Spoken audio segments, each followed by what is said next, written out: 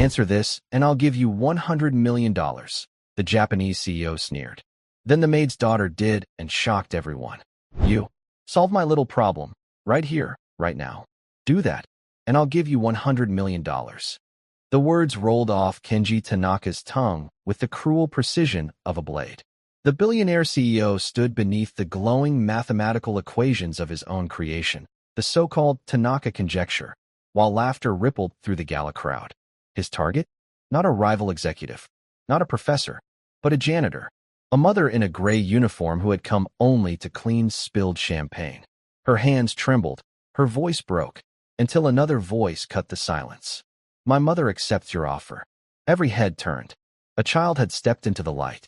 What started as a cruel joke ended as a challenge that would shake the world of mathematics.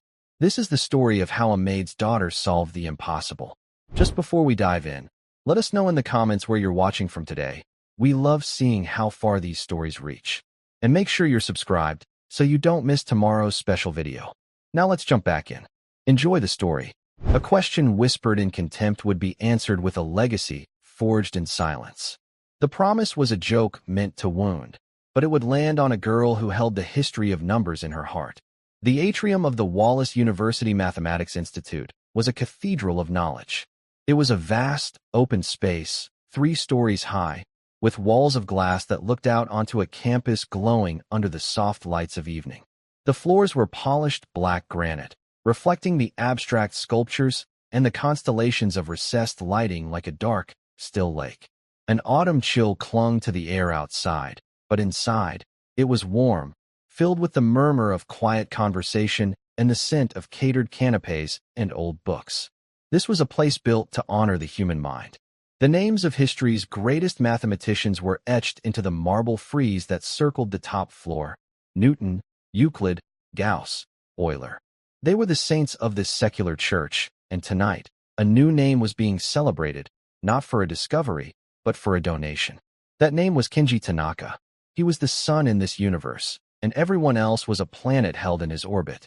Mr. Tanaka was the CEO of Tanatech, a global technology empire. He was a man tailored by immense wealth and power. His suit was a whisper of dark silk, so perfectly fitted it seemed to have been woven around him.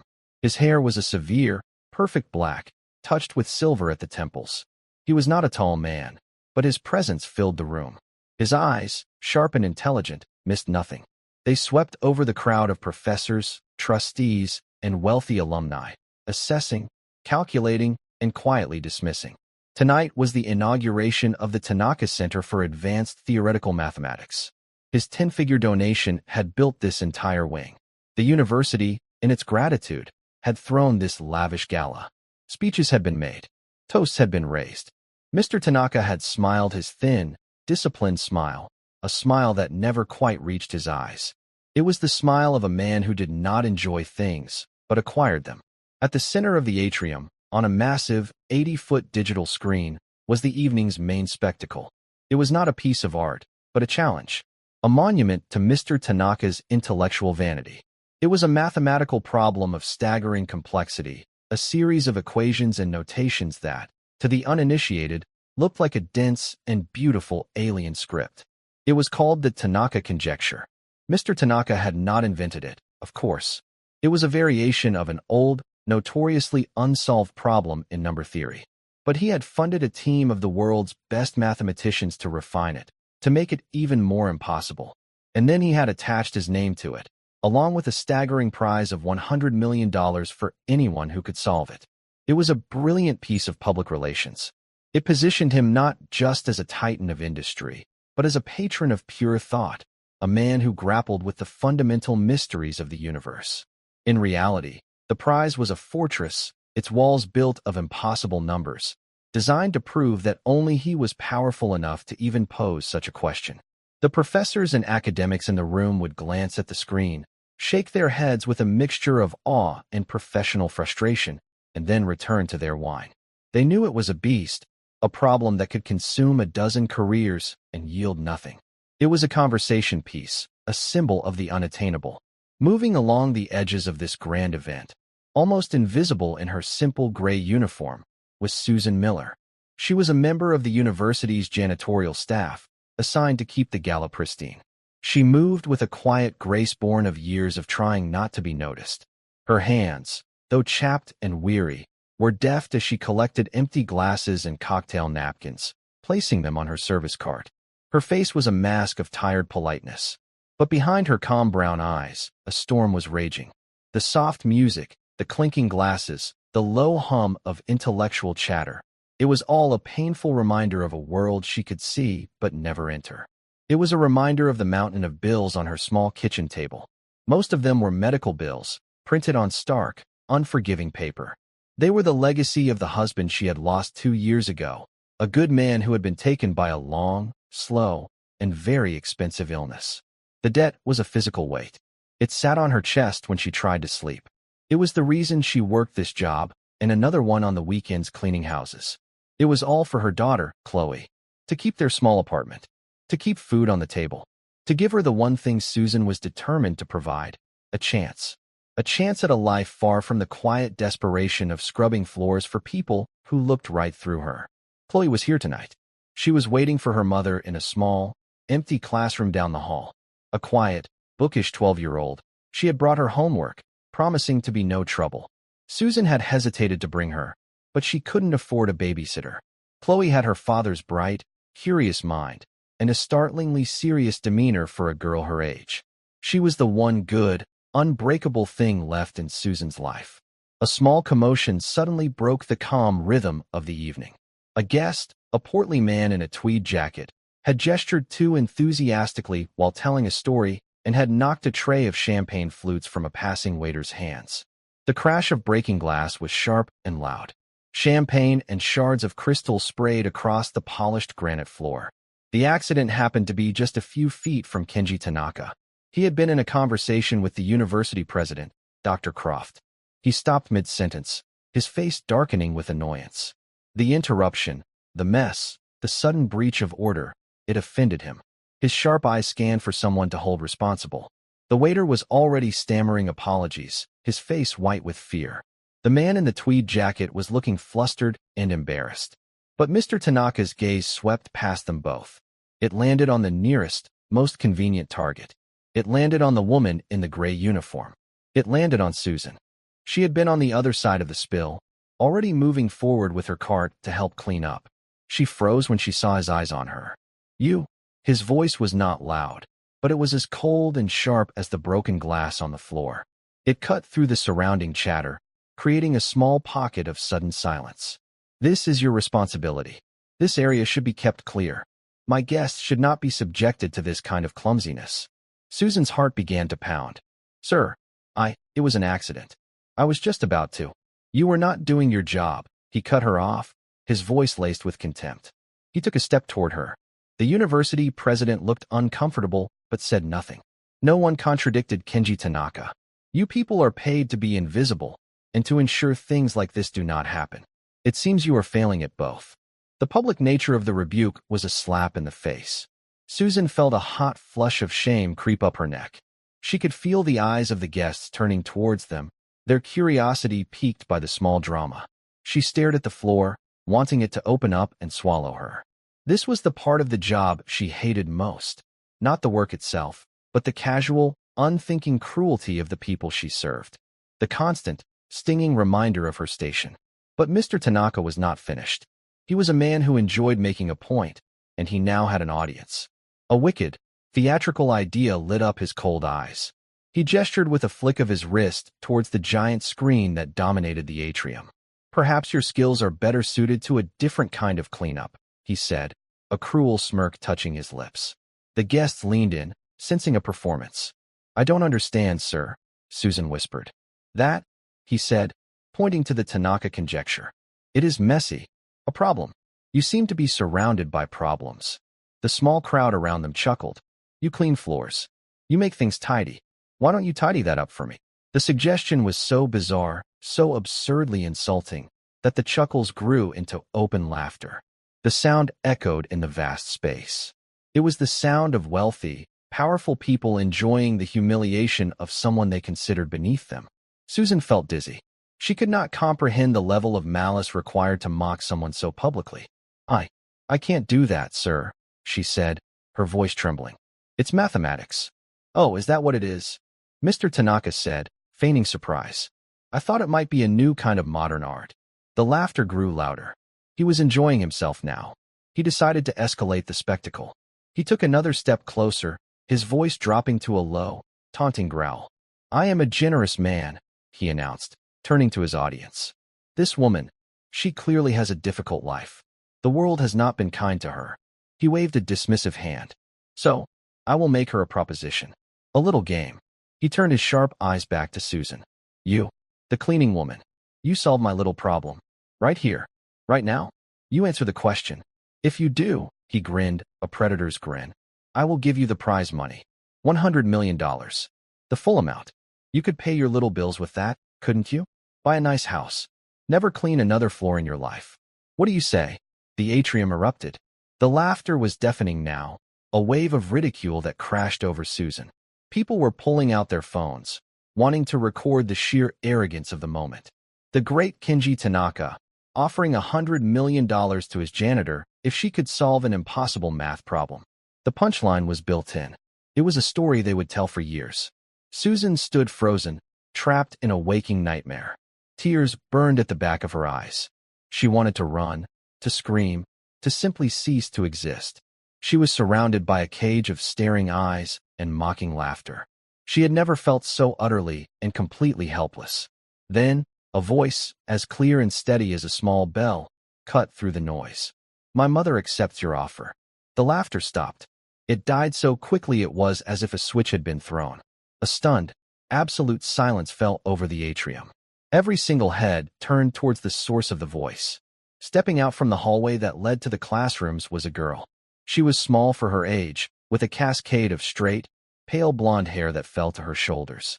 She wore simple jeans, worn sneakers, and a plain blue sweatshirt. She was an island of ordinary childhood in a sea of adult wealth and sophistication. It was Chloe. She had heard the commotion and had come to see what was wrong. She walked forward, her steps calm and deliberate. She moved past the stunned professors and the wealthy donors, her gaze fixed on one person and one person only, Kenji Tanaka. Her eyes, a startlingly bright blue, held no trace of fear. They held a cold, focused fire that was unnerving in a child so young.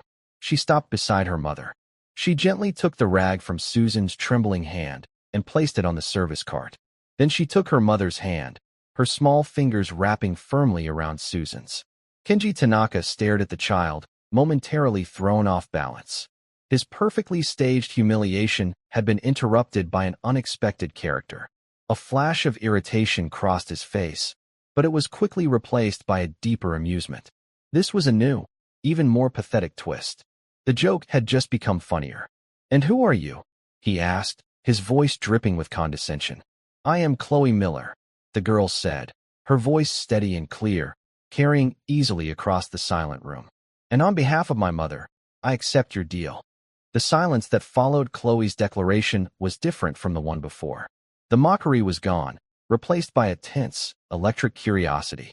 This was no longer a simple act of bullying. It was a confrontation. A child, looking no older than 12, had just stood up to the most powerful man in the room. The audacity of it was breathtaking. Susan looked down at her daughter, her heart hammering against her ribs like a trapped bird. "Chloe, no," she whispered, her voice tight with panic. "Honey, what are you doing? We have to go."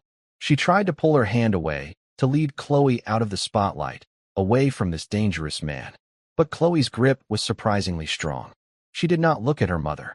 Her bright blue eyes were still locked on Kenji Tanaka. "You made a public offer, Mr. Tanaka," Chloe said, her voice ringing with a strange, adult authority. "You offered my mother $100 million if she could solve the problem on that screen. We accept." For the first time all evening, Kenji Tanaka seemed unsure of himself. He had been playing a cruel game with a powerless piece, and suddenly a new piece had appeared on the board, one with rules he did not understand. He looked from the terrified mother to the defiant child. He could feel the weight of 100 pairs of eyes on him. He was trapped by his own arrogance. To back down now, in front of this audience, would make him look weak, afraid of a little girl. A slow, reptilian smile spread across his face. He would call her bluff. The failure would be even more crushing, The humiliation for the mother and child even more complete. "All right," he said, his voice booming once more as he regained control. "The girl has spirit. I admire that." He turned to the crowd, playing the part of a magnanimous patron. "Did everyone hear? The janitor's daughter accepts the challenge on her mother's behalf." A few nervous, scattered laughs rippled through the guests. The mood had shifted. This felt sharper now, more personal. Dr. Croft, the university president, finally stepped forward, looking deeply uneasy. "Mr. Tanaka, perhaps this has gone far enough. She's only a child." "Nonsense, doctor," Tanaka said with a dismissive wave. "The child wants to play. Let us see what she can do. It will be educational for everyone." His eyes glinted with malice. "The stage is yours, little girl." He gestured grandly toward the massive screen at the front of the atrium. Chloe gave her mother's hand a final, reassuring squeeze. "It's okay, Mama," she whispered, so softly only Susan could hear. He made a promise.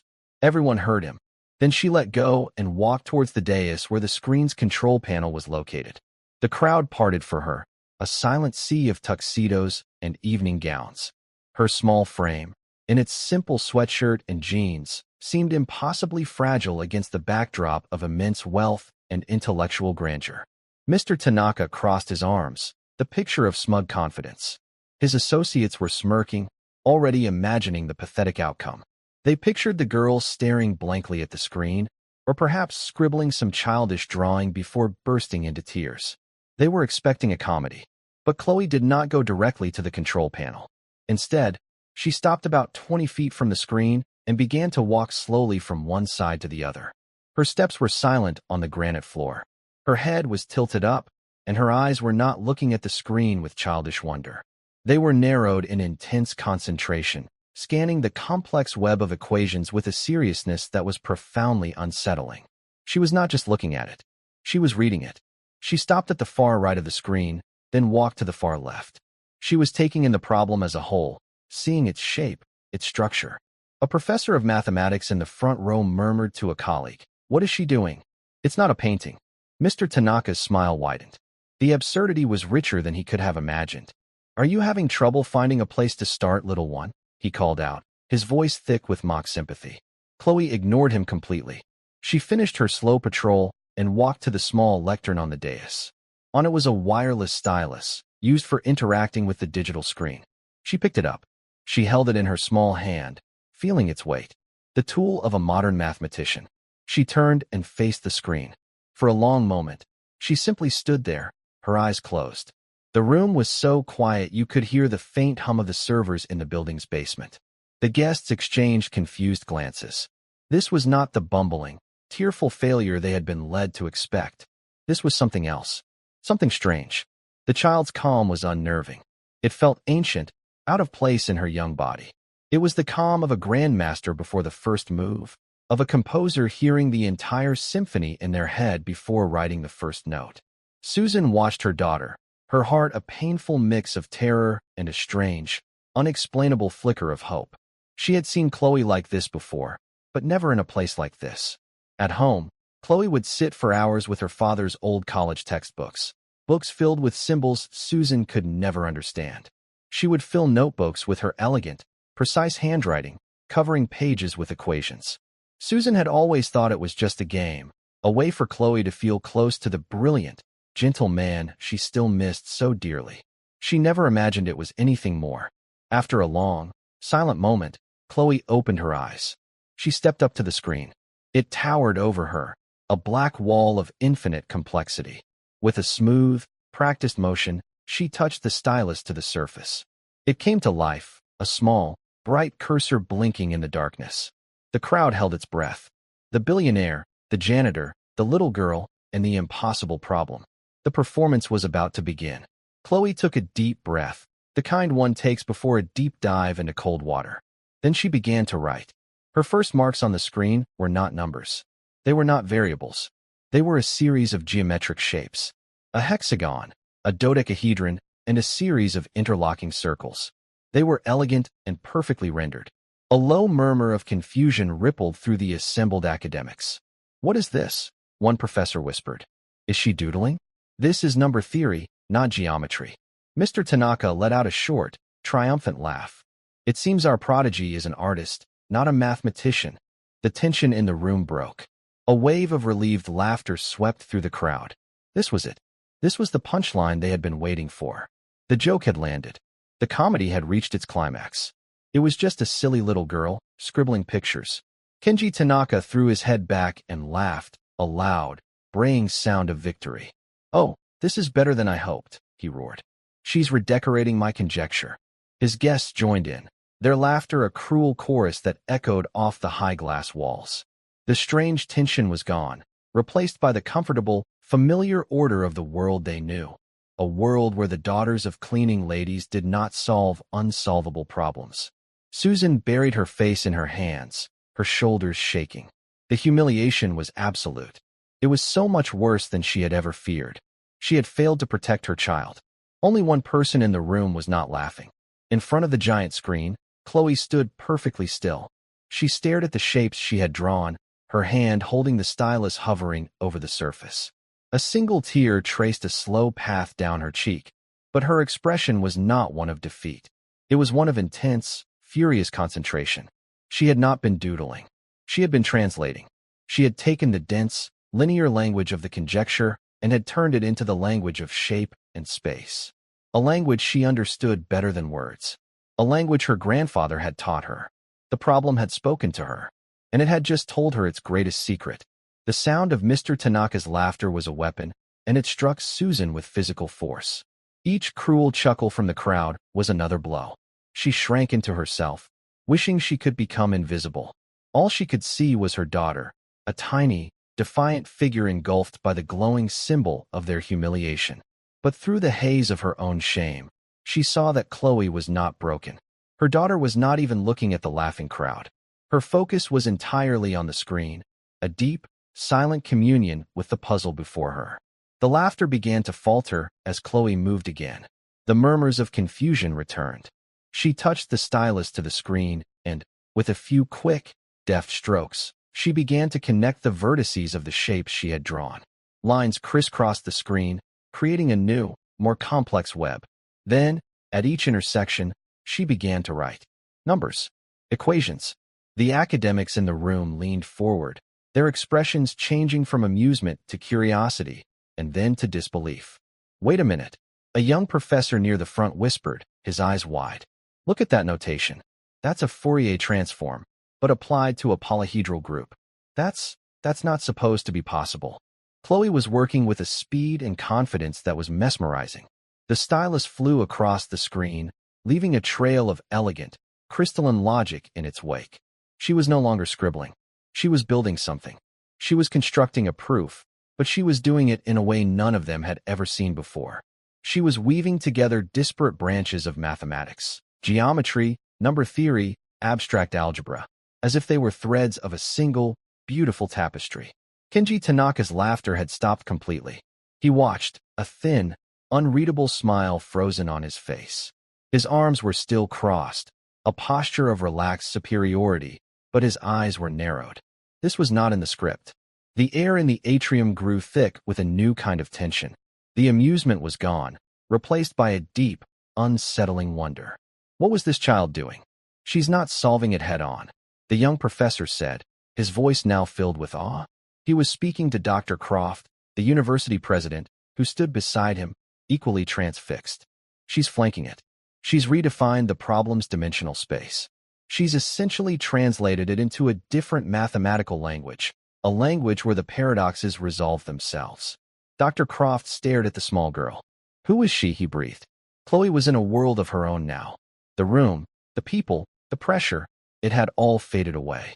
There was only the problem, the beautiful, complex, wonderful problem. She could feel the pieces clicking into place, the logic flowing through her like music. It was a feeling she knew well. It was the feeling of clarity, of seeing the deep, hidden structure of things. It was her gift. It was her legacy. Her grandfather, Robert Miller, had been a quiet man who smelled of old paper and pipe tobacco. He had never spoken much about the war. He had been a codebreaker, one of the quiet geniuses who worked in secret, fighting a war of numbers and patterns. He had told her that numbers were not just tools for counting. They were a story, the story of the universe itself. Everything has a shape, Chloe, he used to say, sketching on a napkin in their small kitchen.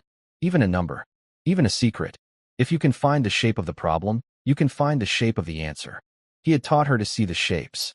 He had taught her his strange, secret language of geometric logic.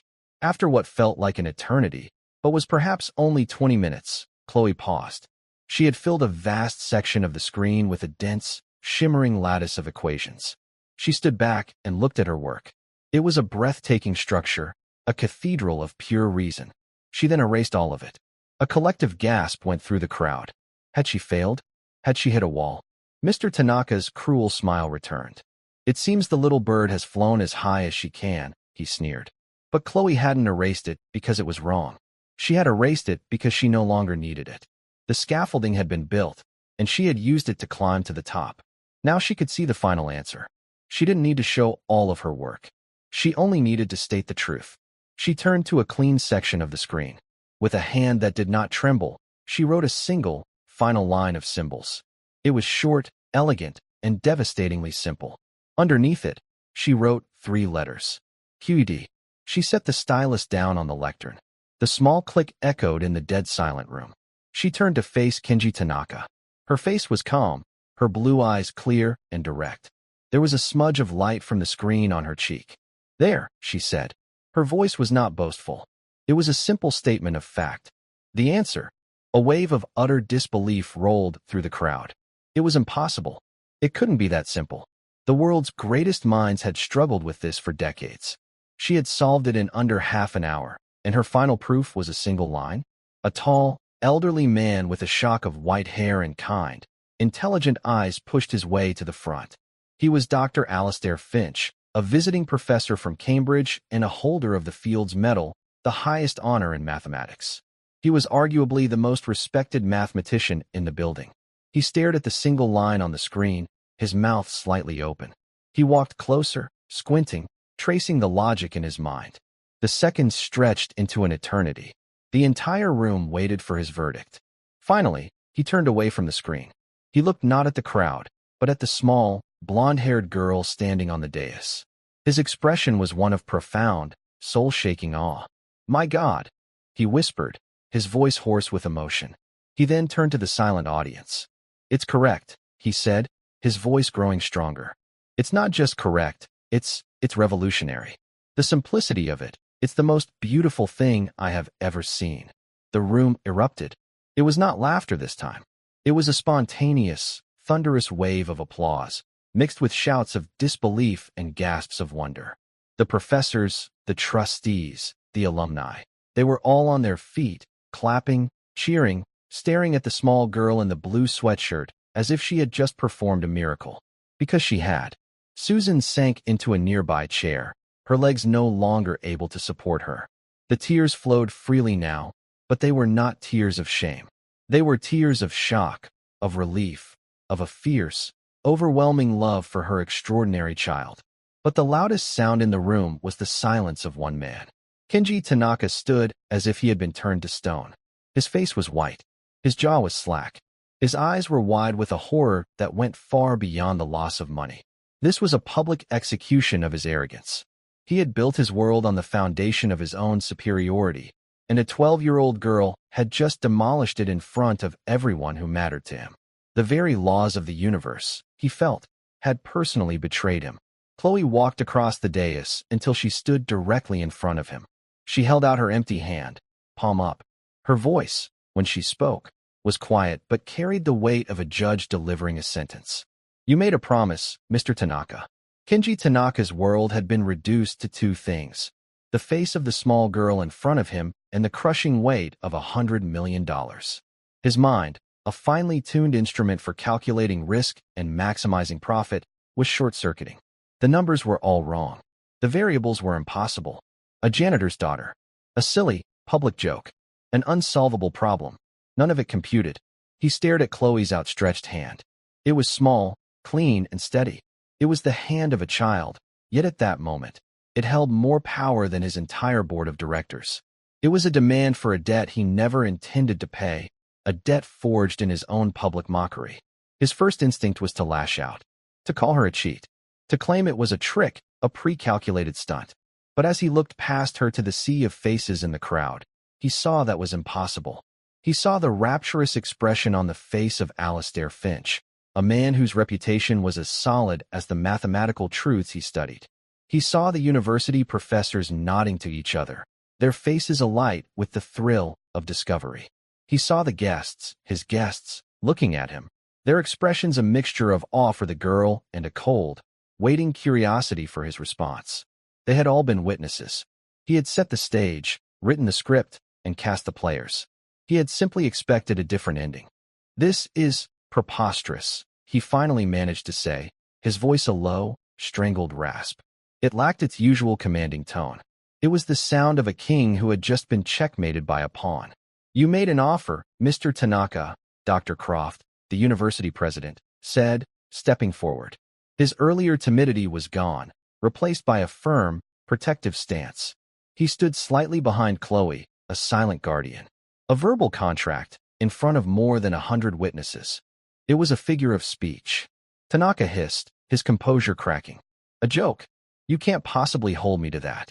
Dr. Finch stepped forward, his kind eyes now hard as diamonds. "A joke, Mr. Tanaka? You found it amusing to publicly humiliate a working woman and her child? You used the platform of this great university, a place of learning and integrity, to stage a cruel piece of theater for your own entertainment. And you used my field, my beautiful mathematics, as your weapon." He gestured to the screen, where Chloe's single, elegant line of proof still glowed. "That is not a joke. That is a work of genius. A gift. And this child," he said, his voice ringing with authority, "has just given this institution a discovery more valuable than your entire donation. A discovery you tried to tarnish with your petty cruelty." The crowd murmured in agreement. The tide of opinion had turned against him completely. He was no longer the powerful benefactor. He was the villain of the story. Chloe had not moved. Her hand was still outstretched. Her gaze was unwavering. She was the calm center of the storm that was tearing Kenji Tanaka's world apart. "The money, Mr. Tanaka," she said again, her voice quiet but insistent. "My mother has debts." The simple, honest statement was more devastating than any accusation. It cut through all the pretense and ego and laid the situation bare. This wasn't about genius or pride. It was about a daughter trying to save her mother. Tanaka looked at Susan. She was on her feet now, standing a few steps behind Chloe, her face streaked with tears but her back straight. For the first time, he saw her not as a piece of furniture in his world, but as a person. He saw the fierce, protective love in her eyes. He saw the years of hardship etched on her face. And in that moment, he understood that he had not just lost a bet. He had lost a war of character against people he considered less than human. With a final, shuddering breath of defeat, he reached into his jacket and pulled out a sleek, black phone. His hands trembled slightly as he tapped the screen. He spoke a few sharp, clipped words in Japanese to the person who answered. Then he put the phone away. "My lawyers will be in contact with the university in the morning," he said, the words tasting like ash in his mouth. "They will arrange the transfer of funds to a trust for the child." He could not bring himself to look at her as he said it. He turned on his heel and strode toward the exit, his back ramrod straight. His security detail scrambled to clear a path. The crowd parted for him, but this time, it was not out of respect. It was out of contempt. As he walked, he could feel their stares like daggers in his back. He had entered the atrium as a sun god. He was leaving as a black hole, an empty, collapsed star. As the doors hissed shut behind him, a profound silence fell over the room once more. It lasted for a single heartbeat. Then, the applause started again. It was a warm, genuine, and joyous sound. It was for Chloe. Professors and donors crowded around her, their voices a babble of congratulations and excited questions. "How did you see that geometric relationship? Have you studied tensor calculus? What is your name, young lady?" Chloe seemed overwhelmed by the sudden, intense attention. She took a step back, her composure finally beginning to fray. She looked for her mother. Susan pushed through the crowd and wrapped her arms around her daughter, holding her tight. "It's okay, baby," she whispered into Chloe's blonde hair. "It's over. You did it." Chloe buried her face in her mother's uniform, the smell of clean linen and hard work a familiar comfort. "I just wanted him to stop being mean to you, Mama," she mumbled. Dr. Finch approached them, his smile gentle. He addressed the crowd of academics. Let's give the young lady and her mother some space, shall we? Genius needs room to breathe. He gracefully shepherded the well-wishers away, leaving Susan and Chloe in a small, quiet bubble. Your daughter, Mrs. Miller, he said to Susan, his voice filled with a deep, paternal warmth, is a very special person. I have never seen anything like it. Susan looked down at the top of Chloe's head, her heart aching with a love so fierce it almost hurt. I don't understand any of it, she confessed. Her father, my husband, he loved math. He was an engineer. Chloe has all his old books. I thought she was just playing. This is not play, madam, Dr. Finch said softly. This is a symphony. He looked at Chloe. Where did you learn to think like that, my dear? That method, it's so unconventional, so elegant. Chloe peeked out from her mother's embrace.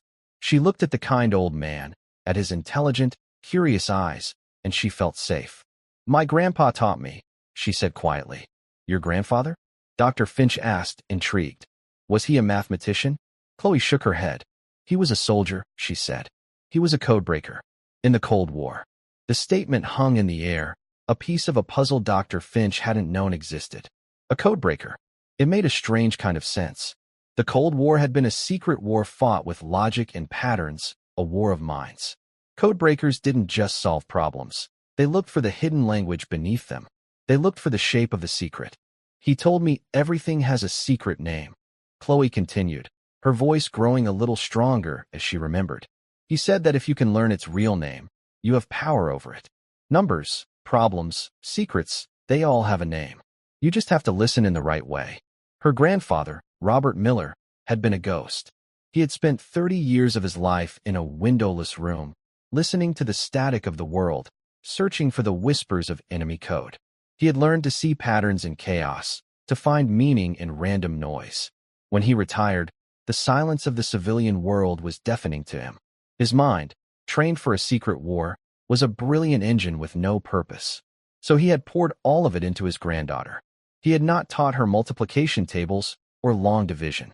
He had taught her the art of seeing. He had given her puzzle boxes and ciphers. He had taught her how to look at a complex system, a knot, a chess game, an engine, and find the one critical point that held it all together. He had taught her his secret language of shapes, a form of geometric visualization that allowed him to map complex codes as physical objects in his mind. He had recognized the same fire in her, the same intuitive grasp of abstract structures. He had given her the keys to a kingdom she never knew she was born to rule. He had passed on his legacy, a legacy forged in the silent, secret war of numbers. He had died just before her father got sick, leaving her with a mind full of his beautiful, strange tools. He gave me a name for this problem, Chloe said, looking up at the screen. He would have called it the unwieldy fortress. He said that you never attack a fortress at its strongest wall. You find the secret door that the builder forgot to lock. Dr. Finch stared at the girl, a profound understanding dawning on his face. She hadn't just solved a math problem. She had deciphered it. She had treated it like an enemy code, and she had found the key.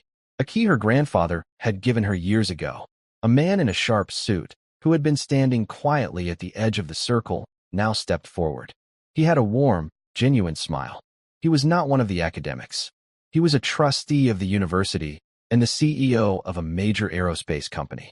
He held out a business card. He offered it to Susan. My company builds some of the most complex guidance systems in the world, he said, his voice calm and respectful. We have an educational foundation. We fund gifted young people. We give full scholarships to the best universities. MIT, Caltech, Princeton, wherever your daughter wants to go. When she's old enough, I want you to call me. We will pay for everything. A mind like hers is a resource the world cannot afford to waste. Susan looked at the small, heavy piece of cardstock, then up at the kind, smiling man. For the first time that night, the full weight of what had happened crashed down on her. The fear, the humiliation, the impossible triumph. It was too much. Tears of pure, unadulterated hope welled in her eyes. The mountain of medical bills on her kitchen table suddenly seemed like a small hill. The future, which had been a dark, terrifying tunnel, now held a brilliant, blinding light at its end. She took the card. Thank you, sir, she whispered, her voice choked with emotion. He nodded, then looked at Chloe with admiration. Your grandfather would be very proud of you, young lady. Susan and Chloe walked out of the atrium, leaving behind a crowd of stunned intellectuals and the ghost of Kenji Tanaka's pride. They stepped out into the crisp, cool night air. The city lights below seemed to shine a little brighter. The weight of their debt, of their fear, was not gone, but it had been transformed. It was no longer a chain holding them down, but a story to be told. A story of how a mother's quiet dignity and a daughter's hidden genius had faced down a bully and won. They walked hand in hand across the manicured lawns of the campus. They didn't speak. They didn't need to. In the quiet space between them, they could both feel the presence of the two men they had lost, a brilliant, gentle engineer and a silent, secret codebreaker. Tonight, their legacy had been honored. And back in the silent atrium, a team of janitors was cleaning up the last of the broken glass from the champagne spill that had started it all. The giant screen had been turned off, but in the minds of everyone who had been there, the image of a single, beautiful line of logic still burned brightly, a testament to the fact that sometimes the most powerful truths are spoken in the quietest voices. The walk home was a journey through a dream. The university campus, with its grand stone buildings and manicured lawns, seemed to belong to another world, one they had only been visiting. Susan and Chloe walked side by side, their hands clasped tightly. The silence between them wasn't empty. It was filled with the deafening roar of everything that had just happened. Susan kept touching the business card in her pocket. The crisp, heavy cardstock felt like the only solid object in a world that had suddenly turned to liquid. It was a talisman, a proof that the night had been real. A full scholarship. MIT. Caltech. Words she had only ever seen in movies, possibilities that belonged to other people's children. When they reached their small, second-floor apartment, the familiar sight of its worn blue door was a comfort and a shock. It looked exactly the same, but they were different. The air inside smelled of their life, of old books, of the lemon-scented cleaner Susan used, of the faint, lingering scent of the soup they'd had for dinner 2 nights ago. It was the smell of struggle, of making do. As Susan locked the door behind them, the dam of her composure finally broke. She leaned her back against the door and slid down to the floor, her shoulders shaking with silent, racking sobs. It was all too much. The terror of the confrontation, the profound humiliation, the blinding shock of Chloe's triumph, and now, the dawning, terrifying light of hope. Chloe knelt in front of her, her young face a mask of concern. She put her small arms around her mother's neck. Did I do something wrong, Mama? Susan pulled her into a fierce embrace, burying her face in her daughter's hair. No, baby, no. She choked out, her voice thick with tears. You did everything right. You were so brave. I can't believe it. They stayed like that for a long time, 2 survivors clinging to each other on the shore after a shipwreck. The $100 million was still an abstract, impossible number. But the relief, the raw, gut-wrenching relief of a future suddenly cleared of its most monstrous obstacle, that was real. The medical debt that had been a suffocating weight on Susan's chest for 2 long years had, in the space of 20 minutes, vanished. He was so mean to you, Chloe said, her voice muffled against her mother's shoulder. He made you look so small. I wanted to make him small. Susan pulled back, wiping her eyes with the back of her hand. She looked at her daughter, at the fierce, protective fire in her bright blue eyes, and she saw not just a child, but the legacy of 2 good men. The gentle intelligence of her husband, and the quiet, unbending strength of her father. You did, honey, she said, a watery smile touching her lips. I think you made him feel very small indeed. The next morning, their world exploded. The story was everywhere. It was the kind of human interest narrative that news outlets dream of: the billionaire, the janitor, and the child prodigy. 12-year-old daughter of university janitor solves impossible Tanaka Conjecture, screamed one headline. Billionaire publicly humiliated, forced to pay $100 million prize, shouted another. Their small apartment building was besieged by news vans. Reporters camped out on their lawn, shouting questions whenever they caught a glimpse of a shadow moving behind the curtains. The university, guided by Dr. Croft and Dr. Finch, moved quickly to protect them. They put them up in a quiet, private suite at the university's guest hotel and handled all the media inquiries. Lawyers, appointed by the university's trust department, materialized to manage the financial transfer. It was a dizzying, overwhelming whirlwind. For Susan, the most surreal moment came 3 days after the gala. She was sitting with a kind, soft-spoken lawyer named Mr. Gable in a quiet university office. He pushed a tablet across the polished mahogany table towards her. On the screen was a bank statement. It was an account in Chloe's name, held in trust. At the top of the screen was a number, $100 million. Susan stared at it. She traced the number with her finger. The zeros seemed to stretch on into infinity. It wasn't real. It couldn't be. The first thing we'd like to do, Mrs. Miller, Mr. Gable said gently, is address your outstanding liabilities. If you have a list of the medical debts. Her hand trembled as she slid a worn, folded bundle of papers from her purse. The final, consolidated bills from her husband's long illness. The numbers on those pages had haunted her sleep for 2 years. Mr. Gable took the papers, flattened them out, and began typing figures into his own tablet. He made a few clicks. He looked up. It's done, he said. They've all been paid. In full. Susan felt a lightness in her chest, a physical sensation, as if a great stone had been lifted from her heart. She closed her eyes and whispered a silent prayer of thanks to a husband she still missed every day. It was over. The fight was over. Meanwhile, Dr. Alastair Finch had become a man possessed. He wasn't interested in the money or the media circus. He was captivated by something far more profound, the sheer, breathtaking beauty of Chloe's proof. He spent hours in his office, the screen from the atrium replicated on his own monitors, studying the geometric scaffolding she had built and then discarded. It was the method that fascinated him. It was unlike any established mathematical discipline he knew. It was intuitive, visual, and devastatingly effective. It was, as Chloe had said, a way of finding the secret name of the problem. He was a mathematician, but this felt like something more. It felt like magic. Intrigued by Chloe's story about her grandfather, the Cold War codebreaker, he decided to do some research. He called a few old contacts, friends in London and Washington, D.C., men who knew their way around the dusty, declassified archives of the intelligence world. I'm looking for information on a man named Robert Miller. He explained over a secure line to a friend at the National Security Archive. American, worked in signals intelligence, probably from the early 50s through the late 70s. That's a common name, Alastair, his friend replied. And that's a very secretive time. What did he do?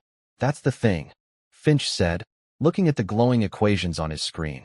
I think he may have invented a new kind of mathematics. A week later, a thick, manila envelope with no return address arrived at Dr. Finch's university office. Inside were photocopies of heavily redacted documents. Most of it was technical jargon and censored reports. But one document, a partially declassified internal memo from 1978, made the old professor's heart stop. The memo was a final performance review for an analyst named Robert Miller, written upon his retirement. It described him as a singular talent, with a profoundly unconventional but highly effective analytical method. It mentioned his crucial role in breaking a complex Soviet cipher known only as Zarathustra. But it was the appendix that made Finch's blood run cold. The appendix contained a sample of Miller's work, a handwritten page of notes. On it was a series of geometric shapes, hexagons and dodecahedrons, interlinked in a complex pattern. It was a simplified, embryonic version of the exact same visual language Chloe had used on the screen. But there was one more document, a single, barely legible page from a different file. It was a note about the Zarathustra cipher. It mentioned that the cipher was believed to have been compromised, not by Allied intelligence, but through industrial espionage in the late 1980s, after the Cold War had begun to thaw. A Japanese technology corporation, then a fledgling defense contractor, had acquired parts of the Zarathustra source code through illicit channels. The name of that corporation was Tanaka. Dr. Finch sat back in his chair, the pieces of the puzzle clicking into place with a terrible, beautiful clarity. Kenji Tanaka hadn't just invented his conjecture out of thin air. He hadn't just picked a random, unsolved problem. He had found something in the sealed archives of his own company's sordid history, a fragment of a brilliant, broken Soviet code. A code that had been so complex, so advanced, that even with the partial key, his own mathematicians couldn't fully crack it. They didn't understand its underlying logic. Seeing its impossibility as a mark of its genius, Tanaka, in his supreme arrogance, had polished it, reframed it as a problem in pure number theory, and attached his own name to it. He had turned a stolen piece of a secret war into a monument to his own intellect, confident that no one in the world could ever solve it because its true context, its secret language, had been lost to history. He never imagined that the man who broke the code in the first place had a granddaughter, and that he had taught her his secret language. A few days later, Dr. Finch invited Susan and Chloe to his office. It was a warm, comfortable room, lined from floor to ceiling with books. He sat them down and, with a gentle, quiet voice, he told them what he had found. He showed them the copies of the documents, the page with Robert Miller's familiar, elegant shapes. Susan listened, her hand on Chloe's shoulder, a sense of profound wonder dawning on her face. Her father, the quiet, unassuming man who smelled of pipe tobacco and loved to solve crossword puzzles, had been a silent warrior in a secret war. Chloe looked at the papers, at her grandfather's handwriting. She felt a deep, resonant connection, a sense of a story coming full circle. It wasn't just her victory anymore. It was his. So the problem, Susan said, trying to grasp the enormity of it. It wasn't just a random math problem. No, Dr. Finch said, his eyes shining. It was a ghost. It was a piece of your father's history, Mrs. Miller. A secret he unlocked decades ago. Mr. Tanaka stole the lock, put his name on it, and dared the world to find a key he thought no longer existed. He looked at Chloe, his expression a mixture of academic admiration and pure human awe. But he forgot to account for the keymaker's bloodline. The truth settled over them, beautiful and complete. The $100 million was no longer just a prize won in a moment of defiance. It was a debt of history, paid back across generations. It was the universe balancing its books. Kenji Tanaka, in his effort to humiliate a poor woman, had inadvertently returned a stolen piece of intellectual property to its rightful heir, with $100 million in interest. The final, perfect piece of irony fell into place. The name of the Soviet cipher her grandfather had broken, Zarathustra, was a reference to a book by the philosopher Nietzsche, a book about the coming of a Superman. Tanaka had tried to cast himself as that Superman.